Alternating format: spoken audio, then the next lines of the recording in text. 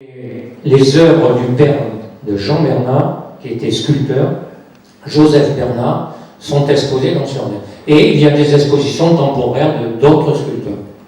Et la fonderie, bien sûr, coule des bronzes pour tous les artistes qui en ont besoin. Par exemple, le père de Jean-Paul Belmondo venait faire couler. On va voir une œuvre monumentale, je ne sais pas si c'est la suivante, s'il te plaît. Voilà. Voilà l'œuvre que Coubertin a coulée. C'est une porte de l'enfer. Elle a été coulée d'un seul morceau. Alors voilà, toute l'équipe qui a participé. Vous voyez Jean Bernard à gauche, là, debout. Parce qu'ils ont un four exceptionnel. Ils ont un four de plus de 5 mètres de profond, gros diamètre. Alors ils en ont fondu, et ils en ont refondu 3 ou 4 depuis. Où est-ce qu'elles sont? Il y en a une qui est partie à New York. Il y a eu plusieurs commandes. C'est une œuvre de Rodin. Elle est dans le musée Rodin. Elle est dans le jardin du musée Rodin. Donc voilà pour Coubertin. Alors les compagnons éditent. Vas-y, je ne sais pas si on va la trouver, la photo sinon. Bon, allez, on va rester là-dessus. Je ne sais pas si vous entendez, mais c'est pas très relayé en France, malheureusement. À part TF1, peut-être qu'il fait des reportages, c'est les Olympiades des métiers. Vous avez les Olympiades des métiers. Ici, nous sommes en Angleterre avec Miss Thatcher qui remettait les médailles. Il y a des pays où c'est l'homme le plus important du pays se déplace pour remettre les médailles. Au milieu, vous avez un Français, c'est Guillaume Rosé, maçon, qui a décroché la 2e place. Alors actuellement, vous avez les sélections qui se passent en France. C'est ouvert à tous les jeunes d'un certain âge, pas plus de 22 ans. Tout le monde peut concourir. Alors il y a des épreuves régionales et nationales. À l'épreuve nationale, alors c'est tous les métiers, beaucoup de métiers sont ouverts. Vous avez 2 candidats qui sont retenus et pendant 1 an, ils vont s'entraîner. Tout en travaillant. Ils vont faire des épreuves. Ils vont être managés par un sportif de haut niveau pour le sport, pour le stress, pour toutes ces choses-là. Et un candidat va partir. Elles ont eu lieu à Dubaï, les dernières. Les prochaines vont avoir lieu à Budapest. Et c'est dans ce concours où j'ai été expert en Corée, au Japon et en Irlande. Alors vous avez 20 jeunes d'un métier, grosso modo, et ils ont une épreuve à faire. On peut la voir, là, celle du maçon, là. Bon, ça c'est la maison de l'outil 3.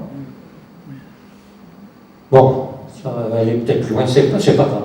Et donc ils ont une épreuve à faire. Je vous raconte une anecdote quand même pour les pays asiatiques où, bon, on peut s'interroger. Le jeune coréen maçon, l'épreuve dure 4 jours. Hein. À 4 heures du matin, à 8 heures du matin, il était devant la porte, le candidat. Hein. Il saluait les 20 jeunes, les experts, on était une quinzaine. Il allait travailler. À midi, il était à la porte. À 2 heures, il était à la porte. À 6 heures, il était à la porte. À la fin, médaille d'or. Bon, ça vous impressionne, quoi. Ça vous impressionne parce que quand je voyais le candidat que je manageais, moi, il n'avait pas le temps de faire ça. Bon, ils ont une préparation, il y a quelque chose de... C'est beau, et puis comme on a été reçu, c'est... Alors voilà, bon, alors, ça c'est les Olympiades, donc c'est intéressant. Alors en France, il faut savoir que ces Olympiades, c'est Franco qui les a inventées, en Espagne, en 1950. Ensuite, ça a débordé jusqu'au Portugal, et l'Espagne a invité les compagnons, n'a pas invité la France, elle a invité les compagnons. Et chaque candidat français, il n'y en avait pas beaucoup, 2 ou 3 au début, ils prenaient leur bagnole, ils débarquaient là où il y avait pendant plusieurs années, ils concouraient, ils rentraient à la maison, ils terminaient, sans frais, sans... Bon. Et puis petit à petit, les compagnons ont fait pression pour qu'il y ait une organisation en France. Et aujourd'hui, il y a un comité qui s'appelle le COFOM, qui est financé par les fédérations des métiers, des organisations de métiers, et qui fonctionnent. Il y a des gens à temps plein, on peut préparer les jeunes, on peut faire ce que... Alors, il n'y a pas que les compagnons maintenant, hein, c'est ouvert à tous les jeunes du pays, hein, dans une tranche d'âge, pas plus de 20 000. Donc ça fonctionne, et le directeur du COFOM, c'est un compagnon. Ici, nous sommes à la maison de l'outil de Troyes. En discutant à midi, il y en a qui connaissent, bien sûr. Tout simplement, il est là, on peut le passer, là. Je ne sais pas si c'est le suivant. Voilà, c'est Paul Feller, c'était un jésuite. Il a passé sa vie à ramasser des outils. Et à Lille, ou dans la communauté dans laquelle il était, on lui a dit, mon petit Paul, tu commences entre nous avec tes outils et tes livres. Alors il a bien fallu qu'il déménage, et par nature il est arrivé chez les compagnons à Reims.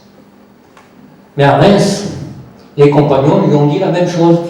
Il dit, mon petit Paul, t'es gentil, mais il empiétait partout, hein. Puis il était exigeant, hein. C'est un type, pas marteau, mais il faisait du stop avec un enclume de 200 kilos, lui, hein. Ça ne le gênait pas.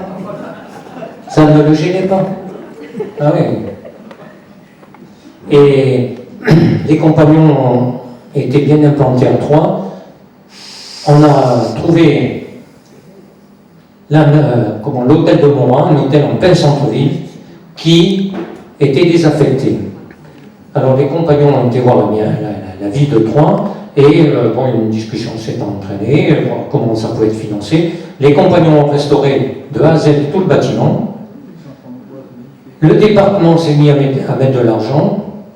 Alors, pour l'instant, la collection des outils appartient aux compagnons. Paul Feller en a fait autant. Si un jour on se dispute avec la ville et le département, on part avec nos outils. Et une bibliothèque de métier de 35 000 livres. Bon, la ville prête les bâtiments et le département met des sous au bout.